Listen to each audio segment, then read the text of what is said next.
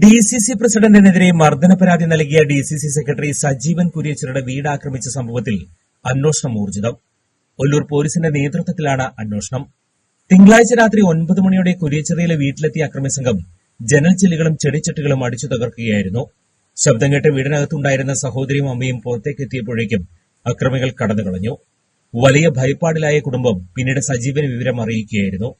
സജീവൻ അയ്യന്തോടിലെ വാടക വീട്ടിൽ താമസമാക്കിയതോടെ അമ്മയും സഹോദരിയും മാത്രമാണ് വീട്ടിലുള്ളത്. ഉച്ചയ്ക്ക് വീട്ടിൽ ബൈക്കിലെത്തിയ സംഘം സജീവന്റെ വീടാണിതെന്ന് ഉറപ്പിച്ച് രാത്രി ആക്രമണം നടത്തുകയായിരുന്നുവെന്നാണ് ആരോപണം. സംഭവത്തിന് പിന്നിൽ ഡിസിസി പ്രസിഡന്റ് ജോസ് വള്ളൂരാണെന്ന് സജീവൻ കുര്യച്ചിറ ആരോപിച്ചു. സജീവനെ മർദ്ദിച്ചതിനെ തുടർന്ന് ഡിസിസിയിൽ ഇരുവിഭാഗങ്ങളായി തിരിഞ്ഞ് കൂട്ടത്തല്ല് നടന്നിരുന്നു. സംഭവത്തിൽ ഡിസിസി പ്രസിഡന്റ് UDF ചെയർമാനും രാജിവെക്കേണ്ടി വന്നു. ഈ പശ്ചാത്തലത്തിൽ സജീവന്റെ വീടിന് നേരെയുണ്ടായ ആക്രമണം കോൺഗ്രസിന്റെ ഗ്രൂപ്പ് പോരിന്റെ ഭാഗമാണെന്ന് ഉയരുന്ന ആരോപണം.